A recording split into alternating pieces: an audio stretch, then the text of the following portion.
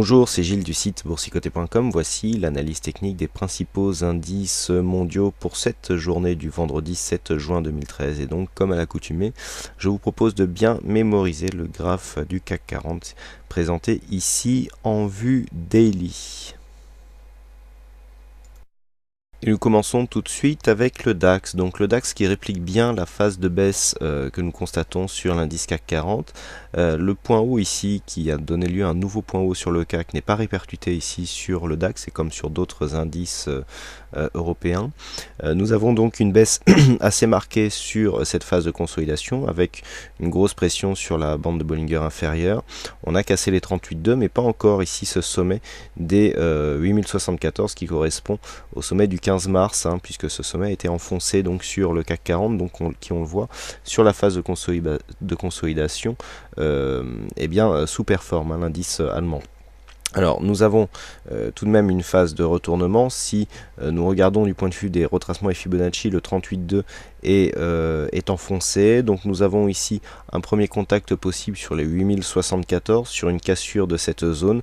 Eh bien nous aurions un objectif qui se situerait ici dans la zone 50-61,8 avec deux zones à retenir, une zone intermédiaire à 7954,6 et une zone majeure à 7865.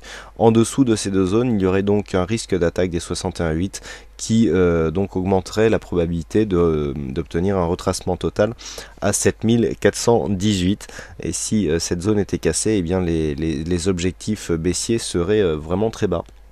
Donc il faudra être vigilant sur cette phase de consolidation. Quoi qu'il en soit, d'un point de vue des indicateurs, donc nous avons une dynamique baissière ici qui est bien en place, bien présente sur tous les indicateurs, avec des volumes qui sont relativement équilibrés et une hausse de la volatilité. Donc du point de vue de cette phase de consolidation, il n'y a pour l'instant pas de survente trop marquée. On voit ici le stochastique qui commence à peine à rentrer dans la zone de survente, donc sous les 20 points. Le RSI lui est sur une dynamique baissière. On part aussi d'une configuration surachetée sur le DAX qui fait donc bien, qui provoque bien ici son mouvement baissier et donc qui confirme cette phase de consolidation. Donc du point de vue des indicateurs, la tendance est clairement baissière.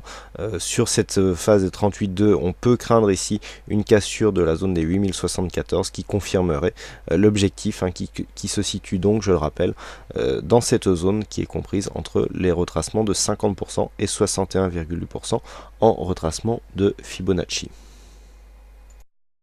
Sur le FTSE, donc l'indice anglais, la configuration est encore plus baissière puisqu'après avoir ici attaqué donc cette phase de consolidation, eh bien les cours sont venus casser donc le 38,2 et la zone 50-161,8 par renfoncement ici de cette zone des 6474. Donc l'objectif est clairement la zone des 6225 qui en cas de cassure nous donnerait une amplitude ici, un report d'amplitude de 650 points qui pourrait être replacé ici à la baisse sur une cassure de cette zone majeure des 6219 points. Donc pour l'instant, du point de vue des indicateurs, nous avons une dynamique qui est toujours en place, donc une survente constatée sur le stochastique mais pas encore sur le RSI, et une dynamique baissière de forte amplitude sur le MACD. Donc d'un point de vue technique, cette tendance est en pleine dynamique. Donc sur le FTSE, les points à surveiller sont ici une possible cassure haussière de cette zone de résistance, même si une accélération semble s'opérer depuis le dernier contact ici qui a eu lieu le 29 mai, accélération baissière bien sûr. Une cassure de cette résistance marquerait donc la sortie de consolidation. Bon, pour l'instant on en est loin. On a des bougies qui attaquent fortement ici la bolle inférieure, et donc l'objectif reste ici la zone des 6225 voire 6220 points, donc une forte dynamique baissière suite à la forte hausse qu'a connue le FTSE et qui surperformait les autres indices européens. Donc grosse dynamique baissière sur le FTSE. Nous passons ensuite aux indices américains avec pour débuter donc le S&P 500, donc le S&P 500 qui confirme la sortie de son trend haussier, puisqu'après une première attaque ici qui avait été constatée en avril, les cotations avaient réintégré donc cette zone d'évolution haussière avant de la recasser ici sur une sortie fin mai.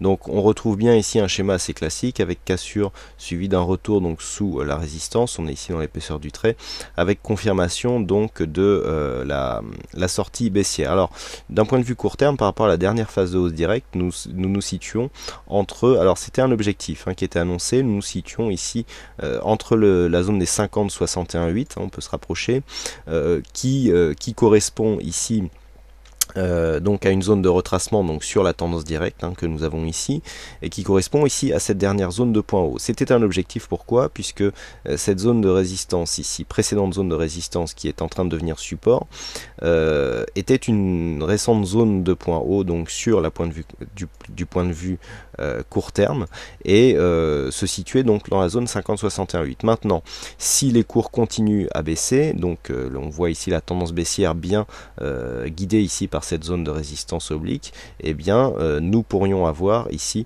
une cassure de cette zone des 1593.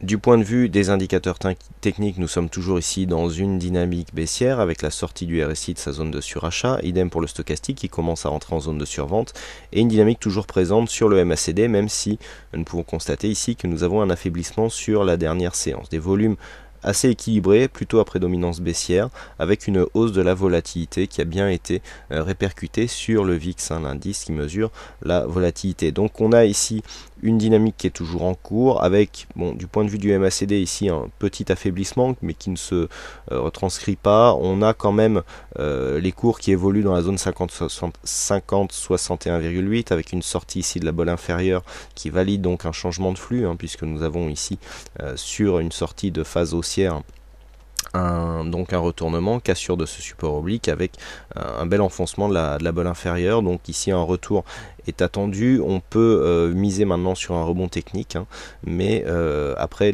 tout dépendra de l'ampleur de ce rebond.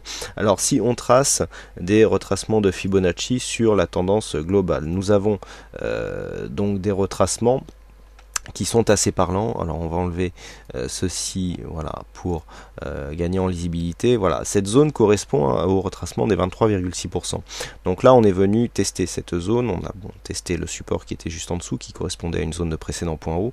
Maintenant si les cours ici restent sous cette résistance baissière oblique et cassent cette zone de 23,6, on a un objectif à 1555 qui est le retracement des 38,2%. Alors sur une cassure qui techniquement voilà, peut nous donner un niveau de retracement correct, je dirais, sur le S&P 500, la répercussion sur les indices européens pourrait être beaucoup plus forte, et donc il faut tenir compte de cette possibilité sur la configuration technique ici du S&P 500, puisque ce que nous pouvons voir, c'est qu'ici nous sommes sur une zone de retracement légère, si je peux l'appeler ainsi, du point de vue des indices américains, et nous verrons aussi sur le Nasdaq. Donc la possibilité ici existe de venir sur le 38,2, ce qui ne serait pas exceptionnellement grave. On a une zone de point bas ici à 1538, il faudrait vraiment casser cette zone de point bas pour confirmer un retournement global de tendance. Je rappelle qu'une tendance qui vient ici consolider sur le 38,2 reste dans la dynamique de fond et même confère à cette tendance une dynamique assez intéressante pour une poursuite du mouvement. Donc ce que l'on peut voir ici sur cette phase, c'est que là on a juste une attaque du 23,6 et qu'on pourrait venir jusqu'à 1556 points pour consolider sur le 38,2%, donc à prendre en compte sur l'évolution future des indices européens. Sur le Nasdaq, la phase de consolidation là aussi était visible. Alors on a une phase de consolidation sur la tendance directe qui est un peu plus profonde que sur le S&P 500, puisque sur la tendance directe nous venons ici consolider sur le 38,2. À noter ici le comblement de ce gap, qui était un gap de continuité, qui était un signal assez fort sur cette tendance, puisqu'elle faisait suite à une cassure ici par le haut d'un trend haussier, ce qui est déjà une chose rare. On avait souligné donc cette cassure par un gap, donc qui conférait à ce mouvement ici une belle puissance. Bon, on est venu marquer des points hauts assez hauts, et puis là maintenant nous avons une phase de consolidation. Alors ce que nous pouvons voir, c'est que sur cette zone la consolidation est tout à fait correcte, hein, on attaque à peine le 38,2%. On a une ligne de force ici en résistance oblique baissière qui signale bien donc la phase de consolidation. Du point de vue des indicateurs, nous sommes toujours en pleine dynamique, un peu comme sur tous les autres indicateurs, hein, RSI qui descend doucement, stochastique en survente et donc une dynamique assez appuyée sur le MACD, des volumes équilibrés, légère prédominance baissière et une hausse de la volatilité, donc quelque chose d'assez classique pour une phase de consolidation. Nous avons donc ici cette zone, alors cette résistance oblique haussière, normalement est assez insignifiante hein, pour une phase de retracement, mais bon, c'est un point technique que l'on peut prendre en considération. Les points techniques qu'il faudra surtout retenir, c'est ici cette zone de 38,2. En cas d'une autre attaque, eh bien, il pourrait y avoir donc une cassure totale et donc un objectif qui se situerait sur la zone 50-61,8 avec cette zone ici de 2865 qui correspond à un point haut du 11 avril 2013. Donc sur cette phase ici, on pourrait largement revenir sur cette zone sans remettre en cause l'intégralité de la tendance, à savoir une tendance qui reste à prédominance haussière sur la vue moyen terme, puisque nous avons cassé ici ce précédent point haut significatif. Donc là aussi à prendre en compte si on met en parallèle l'évolution des indices européens qui sont quand même plus ou moins corrélés aux indices américains. Donc zone à surveiller ici, possible cassure, donc confirmation de cassure de la zone des 2930 avec un objectif possible sur les 2865 et donc une possibilité de retour à la hausse en cas de cassure ici de cette zone. Alors on retiendra ici la résistance oblique, mais surtout le 23,6 qui se situe à 2977 points.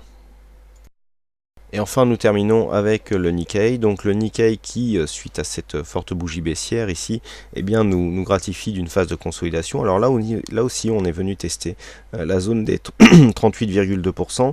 Il y a ce gap ici là qui était un gap de continuité qui est bon. Il y a beaucoup de gaps hein, sur le Nikkei, mais celui-ci était intéressant puisqu'on franchissait ici une zone technique avec un dernier point haut. Ici on avait franchi sur gap, donc là on est revenu s'appuyer sur ce support. On est quand même en train d'acter ici une cassure de la zone des 38,2%. Donc si on se replace ici dans l'intégralité de la tendance, nous avons un objectif qui se situe maintenant dans cette zone 50-61,8. Alors il y a la zone des 11 498. Nous avons une zone intermédiaire ici qui correspond à ce plus bas sur 11 810 puis 12 234. Donc pour l'instant on est sur une phase de consolidation. Vous voyez que par rapport à toute la hausse enregistrée depuis le mois de novembre de l'année 2012, eh bien, on est à peine venu consolider ici un peu plus des 38,2%. La phase de consolidation peut se produire, on est quand même sur un mouvement ici assez puissant. Du point de vue des indicateurs, on a quand même des signes de force, hein, avec ici cette forte descente ici du RSI et du stochastique qui est maintenant sur vente, et un MACD qui a une grosse amplitude. Alors il faut s'attendre quand même à un rebond technique hein, sur cette phase, donc ici la zone des 12 830 peut très bien venir marquer ce rebond technique, mais il est aussi possible que les cours continuent à descendre avant d'enclencher ce rebond technique, puisque ce que l'on peut voir, c'est que les bandes de Bollinger ici n'ont pas été fortement attaquées, hein, comme on a pu le voir sur les indices européens ou même américains. Et donc il y a encore du potentiel, on l'a vu, hein, le MACD, même si l'amplitude est forte, eh bien, est toujours dans sa dynamique. Donc on peut très bien ici viser les 12 234 pour entamer ce rebond technique. Et bon, auquel cas il faudra mesurer par rapport ici à cette phase de baisse, eh bien l'amplitude de ce rebond avec un contact ici sur la moyenne mobile exponentielle, puisque suite à cette phase de hausse, le fait d'avoir ici inversion du flux, pardon, contact bol sup, contact bol inférieur, si on a un retour sur la moyenne mobile 20 exponentielle, eh bien, et que les cours repartent à la baisse, il s'agit d'un gros signal baissier qui devrait être confirmé par une attaque ici de cette zone 50-61,8. Et donc c'est les comportements des cours au niveau de cette zone qui nous indiqueront si la tendance est en retournement de fond. Voilà ce que l'on peut dire sur cette analyse technique des principaux indices mondiaux. Il ne me reste plus qu'à vous souhaiter à toutes et à tous une bonne séance, bonne chance dans vos prochains trades, et on se retrouve donc dès ce soir pour toutes les autres analyses techniques du site boursicoté.com. Bonne séance à tous et à ce soir.